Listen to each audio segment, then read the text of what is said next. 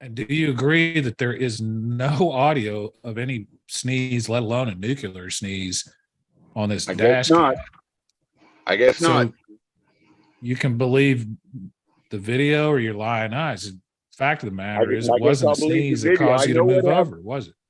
Do you have any evidence that the McClendons did anything wrong to cause this crash? Anything? Not to my knowledge.